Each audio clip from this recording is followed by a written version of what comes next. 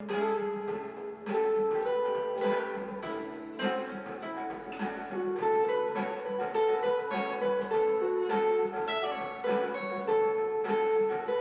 and welcome to Afternoon Jams with Michael Vincent. This is episode 1 of my series, Intro to Improvising. And today I want to go over the major scale and discuss the huge importance it is to understanding this scale and to have it in your fingers in all positions of the neck. And the main reason I think that this is the most important piece of information is because everything is built off of the major scale in terms of later on when we get into more exotic scales or we get into different modes, which will be the next couple of lessons. Everything is derived from describing how it is and compared to the major scale, whether it's like a minor chord would be the flat third, or is it a major 7 versus a flat 7, and that wraps back to the major scale. So it's very important to get this into your system and then not have to think about it when you're playing later on.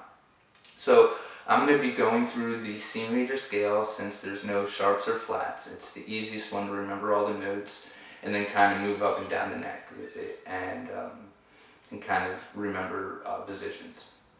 So let's go over this. I'm starting from the 8th fret on the low E string. So we got C, D, E, F, G, A, B, C, D, E, F, G, A, B.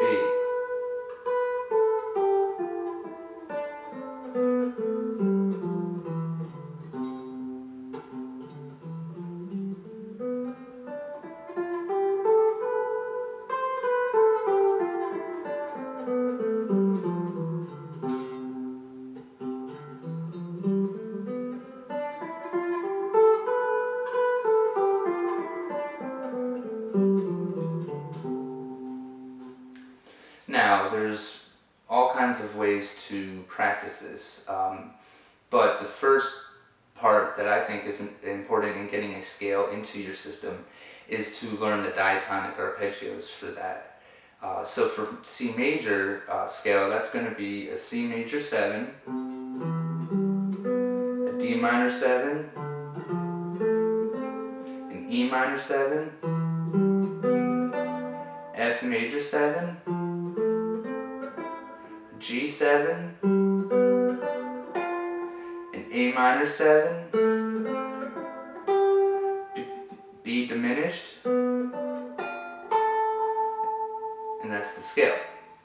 So how you come up with these is chords are built off of stacking thirds.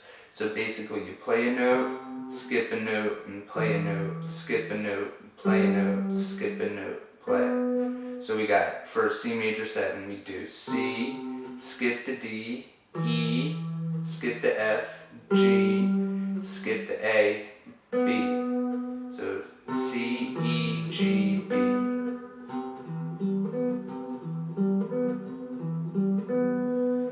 And then D minor 7, for example, moving along. Now I'm not going to do this for the whole scale, I need to leave some work for you guys to do at home. But so we got D, skip the E, F, skip the G, A, skip the B, C. So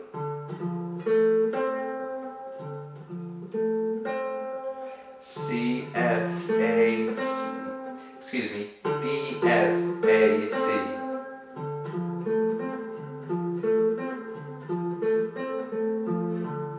Now it's important to go through and learn these, but when you're doing it, kind of think to yourself the position, 1st, 3rd, 5th, 7th, 1st, 3rd, 5th, 7th, you see?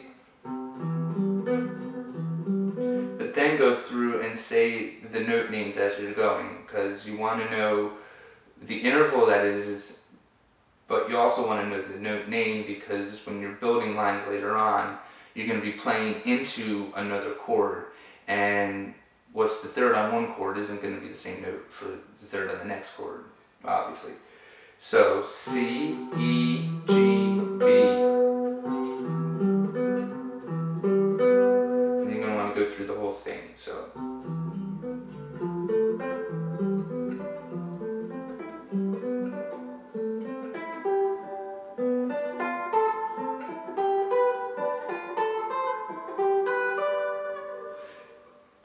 now, this all sounds very mechanical and it's not practical to get that into your playing. But this is where having fun comes in. Use your imagination a little bit and kind of start building on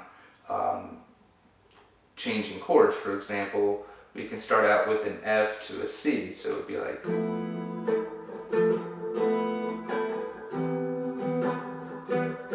so that would be the chords, and you can go.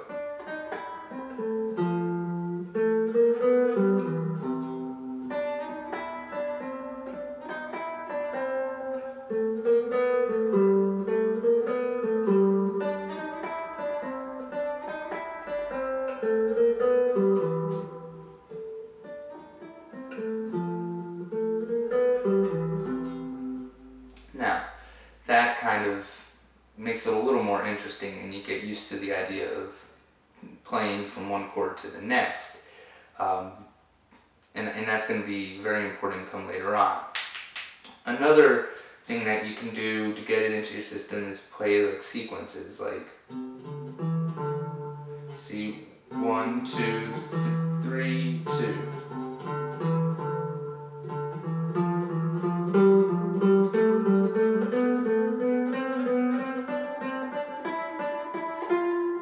All you're doing is just making a sequence and then going through the scale.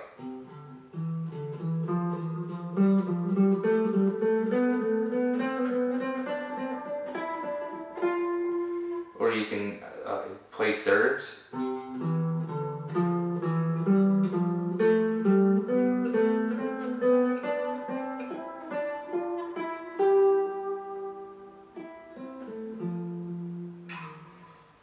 Primarily have fun with it though, but definitely pay attention to where the notes are in the arpeggios. Now, another trick that you can do to make it sound a little more melodic and more interesting is start with the root of the arpeggio you're going to play, like for this example C, and do a half step below leading in. So it would be B to C, and then play the rest of the arpeggio. So.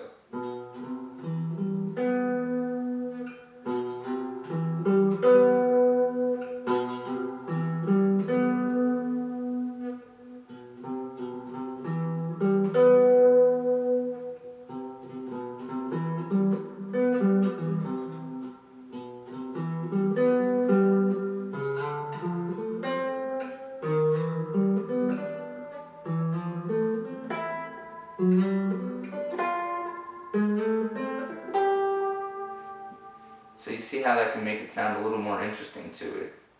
And the more you practice this, the more natural it becomes.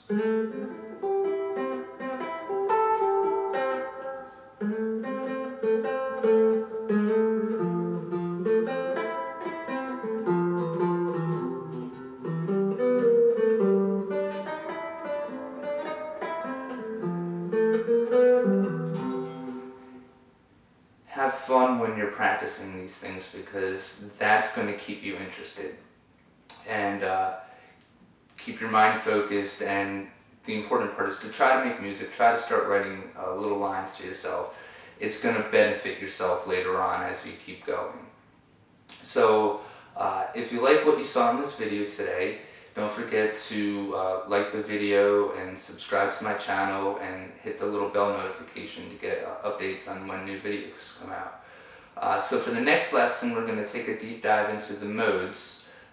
Here the major scale actually is the first degree of the modes, and that's the Ionian mode.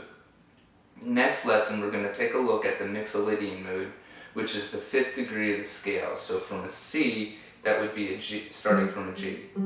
Now I'll go into exactly what that means, how to build that into your repertoire, and different techniques for how to remember where to go with it in the fretboard, and definitely keep it the listener wanting to hear more. So until next time, have a wonderful day.